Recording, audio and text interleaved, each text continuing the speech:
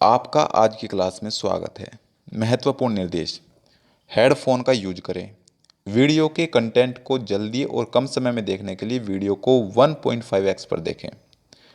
और तीसरी बात, जैसा आप जानते हो कि चैनल को लाइक, शेयर और सब्सक्राइब कर दें, साथ ही साथ बेल आइकन पर भी क्लिक कर दें। चलिए शुरुआत करते हैं आज की वीडियो की।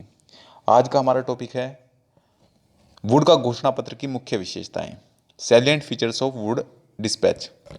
सबसे पहले एक कोट्स, बेहतर से बेहतर की तलाश कर, मिल जाए नदी तो सागर तलाश कर, टूट जाता है शीशा पत्थर की चोट से और टूट जाए पत्थर वो शीशा तलाश कर। चलिए शुरुआत करते हैं आज की क्लास की। सबसे पहले लाइक, कमेंट, शेयर और सब्सक्राइब ये भी आप कर दीजिए। तो प्रश्न क्या आ सकता है, ये लॉन्ग क्वेश्चन है यानी कि दीर्घ उत्तरीय प्रश्न। तो प्रश्न आ सकता है बीएड के पेपर में कि वुड के घोषणा पत्र की मुख्य विशेषताएं क्या है, उल्लेख कीजिए। या फिर प्रश्न आ सकता है कि वुड के आदेश पत्र की मुख्य सिफारिशें लिखिए। या फिर प्रश्न आ सकता है कि वुड के घोषणा पत्र में शैक्षिक अनुदान या सहायता अनुदान प्रणाली के विषय में क्या घोषणा की गई है, ये बताइए। तो आज हम बात करेंगे वुड के घोषणा पत्र की प्रमुख विशेषताएं या सिफारिशें, salient features of Wood dispatch. Would का घोषणा पत्र या सिफारिशें। वुड के घोषणा पत्र भारतीय शिक्षा का आधार है और इसे भारतीय शिक्षा का मैग्ना कार्टा कहा जाता है। वुड के घोषणा पत्र की मुख्य विशेषताएं या प्रमुख विशेषताएं या सिफारिशें निम्नलिखित हैं। कौन कौन सी सिफारिशें हैं? पॉइंट नंबर 1, शिक्षा का उत्तरदायित्व है। घोषणा पत्र में इस बात को स्वीकार किया गया है कि शिक्षा का उत्तरदायित्व कंपनी पर है। इस संबंध में लिखा गया है कि अनेक महत्वपूर्ण विषयों में से कोई भी विषय हमारा ध्यान इतना अधिक आकर्षित नहीं कर सकता जितना कि शिक्षा हमारे पुनीत कर्तव्यों में से एक है। आगे बताया गया है कि शिक्षा के उद्देश्य क्या हैं। घोषणा पत्र में भारतवासियों एवं अंग्रेजी राज्य के हितों को ध्यान में रखकर शिक्षा का उद्देश्य निश्चित किया गया है। घोषणा पत्र में शिक्षा का उद्देश्य स्पष्ट करते हुए लिखा गया है कि भारत में शिक्षा का उद्देश्य न केवल भारतीय लोगों का बौद्धिक एवं नैतिक स्तर ऊंचा करना है, बल्कि उसके साथ ही ऐसे व्यक्तियों को भी उत्पन्न करना है जो ब्रिटिश साम्राज्य को सुदृढ़ बना सके, जिनको विश्वास के साथ राजपदों पर नियुक्त किया जा सके। पाठ्यक्रम, बात करते हैं पाठ्यक्रम की। तो घोषणा पत्र में पाठ्यक्रम के लिए भारतीय भाषाओं, प्राच्य भाषाओं की उपयोगिता स्वीकार करते हुए उन्हें दोषपूर्ण बताया गया है। यह कहा गया है कि यद्यपि पाठ्यक्रम में संस्कृत, अरबी और फारसी भाषाओं को स्थान दिया गया है, किंतु पाश्चात्य साहित्य एवं विज्ञान का अध्ययन ही भारतीयों के लिए अधिक उपयुक्त समझा गया है। पाठ्यक्रम के संबंध में घोषणा पत्र में घोषित करते हुए लिखा गया है कि हम बलपूर्वक घोषित करते हैं कि जिस शिक्षा का प्रसार हम भारत में करना चाहते हैं उसका उद्देश्य यूरोपियन उच्च कला, विज्ञान, दर्शन और यूरोपीय साहित्य अर्थात संक्षेप में यूरोपीय ज्ञान है, ये कहा गया है। इसके बाद पॉइंट नंबर 4, इसमें कहा गया है शिक्षा का माध्यम। तो घोषणा पत्र में अंग्रेजी एवं देशी भाषाओं दोनों को शिक्षा का माध्यम स्वीकार किया गया है और यह कहा गया है कि व्यक्ति अंग्रेजी का समुचित ज्ञान रखता हो, उसकी शिक्षा का माध्यम अंग्रेजी भाषा हो और अन्य व्यक्तियों के लिए शिक्षा का माध्यम भारतीय भाषा रहे। इस संबंध में यह भी स्पष्ट किया गया है, क्या स्पष्ट किया है? यह भी स्पष्ट किया गया है कि भारतीय भाषाओं के द्वारा जो शिक्षा दी जाए वह यूरोपीय विज्ञान एवं साहित्य से संबंधित हो। घोषणा पत्र में लिखा गया है कि हम अंग्रेजी भाषा और भारतीय भाषाओं दोनों को यूरोपीय ज्ञान के प्रसार के लिए शिक्षा के माध्यम के रूप में देखते हैं। यह हमारी इच्छा है कि हम उसका भारत के सभी स्कूलों में विकास करें। पॉइंट नंबर 5, इसमें बताया गया है शिक्षा विभाग की स्थापना। घोषणा पत्र में कहा गया है कि भारत के प्रत्येक प्रांत में एक जन शिक्षा विभाग स्थापित किया जाए और इसका सबसे बड़ा अधिकारी जन शिक्षा संचालक हो। घोषणा पत्र में यह भी आदेश दिया गया है कि जन शिक्षा संचालक की सहायता के लिए उप शिक्षा संचालक कौन हो? उप शिक्षा संचालक यानी कि निरीक्षक, इंस्पेक्टर और सहायक निरीक्षक नियुक्त किए जाएं। शिक्षा विभाग की स्थापना के संबंध में घोषणा पत्र में लिखा गया है। पॉइंट नंबर 6, विश्वविद्यालयों की स्थापना। तो वुड के घोषणा पत्र के अनुसार विश्वविद्यालयों की स्थापना। घोषणा पत्र में भारतीयों को उच्च शिक्षा प्रदान करने के लिए कलकत्ता, अब कोलकाता, बम्बई और जिसको हम मुंबई कहते हैं, यदि आवश्यक हो तो मद्रास यानी कि जहां अब चेन्नई है, अन्य स्थानों पर विश्वविद्यालय स्थापित करने का आदेश दिया जाए। यानी कि कोलकाता, मुंबई और चेन्नई, इन स्थानों पर विश्वविद्यालय यानी कि यूनिवर्सिटी खोलने का आदेश दिया गया। और ये विश्वविद्यालय आदर्श के अनुरूप में लंदन विश्वविद्यालय का अनुकरण करेंगे और प्रत्येक विश्वविद्यालय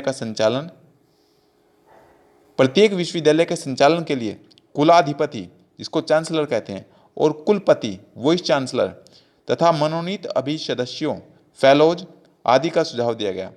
भारत में विश्वविद्यालय की आवश्यकता को स्पष्ट करते हुए घोषणा पत्र में कहा गया कि अब भारत में विश्वविद्यालयों की स्थापना का समय आ गया है। अब भारत में विश्वविद्यालयों की स्थापना का समय आ गया है, जो साहित्यिक उपाधियां प्रदान करके शिक्षा के नियमित एवं उदार पाठ्यक्रम को प्रोत्साहित करें। पॉइंट नंबर 7 में कहा गया है क्रमबद्ध विद्यालयों की स्थापना। घोषणा पत्र में संपूर्ण भारत में क्रमबद्ध विद्यालय की स्थापना के लिए विशेष जोर दिया गया और इस संबंध में इसमें कहा गया कि जिस प्रकार ऊंचाई पर जाने के लिए हम एक एक सीढ़ी चढ़ते हैं, उसी प्रकार से उच्च शिक्षा प्राप्त करने के लिए क्रमबद्ध विद्यालयों की आवश्यकता है। घोषणा पत्र में विद्यालयों का क्रम निम्नलिखित प्रकार से निश्चित किया गया। पॉइंट नंबर 1 में कहा गया प्राथमिक school, middle school, high school, college और विश्वविद्यालय। पॉइंट नंबर 8, जनसाधारण की शिक्षा का विस्तार। घोषणा पत्र में निस्यंदन सिद्धांत के प्रति असंतोष प्रकट करते हुए यह स्पष्ट किया गया कि जनसाधारण की शिक्षा की पूर्ण रूप से अवहेलना की गई है। अतः घोषणा पत्र में इस बात पर बल दिया गया है कि जनसाधारण को व्यावहारिक एवं लाभप्रद शिक्षा प्रदान की जाए। इस लक्ष्य को प्राप्त करने का सुझाव भी दिया गया और इसके अतिरिक्त देसी विद्यालयों को प्रोत्साहन प्रदान करने के लिए सरकार का ध्यान आकर्षित किया गया। घोषणा पत्र में जनसाधारण को शिक्षा देने के संदर्भ में लिखा है। अब हमारा ध्यान इस महत्वपूर्ण समस्या की ओर जाना चाहिए जिसकी अभी तक उपेक्षा की गई थी। जीवन के सभी अंगों के लिए लाभदायक एवं व्यवहारिक शिक्षा इस विशाल समूह को किस प्रकार दी जाए, किसकी सहायता के बिना स्वयं लाभदायक शिक्षा प्राप्त करने में पूर्णतः असमर्थ है। किसी सहायता के बिना स्वयं लाभदायक शिक्षा प्राप्त करने में पूर्णतः असमर्थ है। पॉइंट नंबर 9, प्रशिक्षण विद्यालयों की स्थापना, जहां पर ट्रेनिंग दी जाती है। घोषणा पत्र में वुड के घोषणा पत्र में कहा गया कि सफलतापूर्वक शिक्षा कार्य संपादित करने के लिए भारत में इंग्लैंड के समान अध्यापकों के प्रशिक्षण के लिए प्रत्येक प्रांत में प्रशिक्षण संस्थाएं स्थापित की जाएं। इंजीनियरिंग, चिकित्सा और कानून के लिए अलग से प्रशिक्षण का प्रबंध किया जाए। घोषणा पत्र में यह संस्तुति की गई कि छात्राध्यापकों को छात्रवृत्तियां एवं शिक्षकों को अधिक वेतन देकर अन्य राजकीय विभागों के समान शिक्षा विभाग को भी उतना ही आकर्षक बनाया जाए। पॉइंट नंबर 10, सहायता अनुदान प्रणाली। तो यह अनुभव करने की भारत की विशाल जनसंख्या को शिक्षा प्रदान करने का संपूर्ण खर्च केवल सरकार नहीं वहन कर सकती। घोषणा पत्र में सहायता अनुदान प्रणाली का सुझाव दिया गया। घोषणा पत्र में यह भी कहा गया कि प्रांतीय सरकार इंग्लैंड की सहायता से अनुदान प्रणाली का अनुसरण करें एवं शिक्षकों के वेतन, छात्रवृत्तियों, प्रयोगशालाओं, विज्ञान एवं कला कक्षाओं, पुस्तकालयों, वाचनालयों, भवन निर्माण आदि के लिए पृथक पृथक अनुदान देने की व्यवस्था करें। कुछ लोगों का कथन है कि सहायता अनुदान प्रणाली का उद्देश्य मिशनरियों को प्रोत्साहन प्रदान करना था, क्योंकि उस समय व्यक्तिगत रूप से चलने वाले मिशन स्कूलों का बाहुल्य था। पॉइंट नंबर 11 है स्त्री शिक्षा के बारे में। तो वुड के घोषणा पत्र में स्त्री शिक्षा को महत्वपूर्ण स्थान दिया गया और इस संबंध में दान आदि के द्वारा सहायता देने वाले व्यक्तियों का सहयोग भी लिया जाना चाहिए। वुड के घोषणा पत्र में इस बात पर बल दिया गया कि स्त्री शिक्षा के संबंध में उदार नीति का अनुसरण किया जाए और लोगों को इस पवित्र कार्य के लिए प्रोत्साहित किया जाए। यह भी कहा गया कि स्त्री शिक्षा प्रदान करने वाले विद्यार्थियों को सहायता अनुदान दिया जाए। कंपनी के सहायक गवर्नर जनरल की इस घोषणा से संतुष्ट थे। जो कंपनी के सहायक थे वो गवर्नर जनरल की इस घोषणा से संतुष्ट थे कि भारत में स्त्री शिक्षा को सरकार की स्पष्ट एवं मैत्रीपूर्ण सहायता प्राप्त हो। पॉइंट नंबर 12 व्यावसायिक शिक्षा। वुड के घोषणा पत्र में व्यावसायिक शिक्षा की आवश्यकता पर बल दिया गया और कहा गया कि भिन्न भिन्न प्रांतों में ऐसे स्कूल एवं कॉलेजों की स्थापना की जाए जो भारतीय युवकों को भिन्न भिन्न व्यवसायों की शिक्षा प्रदान करे। व्यावसायिक विद्यालयों की स्थापना करने के पीछे संचालकों के दो उद्देश्य थे।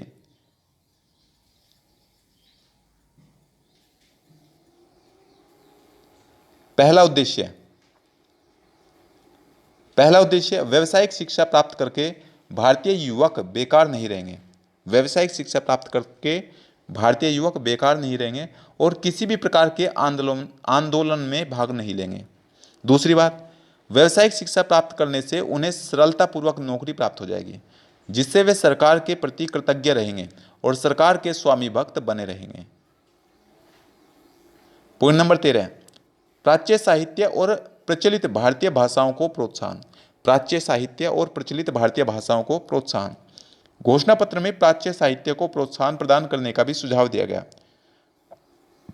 प्राच्य साहित्य एवं विज्ञान के प्रसार के लिए वुड के घोषणा पत्र में कहा गया तत्संबंधी पुस्तकों का भारतीय भाषाओं में अनुवाद कराया जाए। तत्संबंधी पुस्तकों का भारतीय भाषाओं में अनुवाद कराया जाए। इसके अलावा प्रचलित भारतीय भाषाओं में पुस्तकें लिखवाने और लेखकों को पुरस्कृत करने का सुझाव दिया जाए। पॉइंट नंबर 14 शिक्षा और सरकारी नौकरी। वुड के घोषणा पत्र में यह कहा गया कि व्यक्तियों की नियुक्ति करते समय आवेदनकर्ताओं की शिक्षा पर विशेष ध्यान दिया जाए और उन व्यक्तियों को प्राथमिकता प्रदान की जाए जिनकी शिक्षा एवं योग्यता अन्य व्यक्तियों से अधिक है।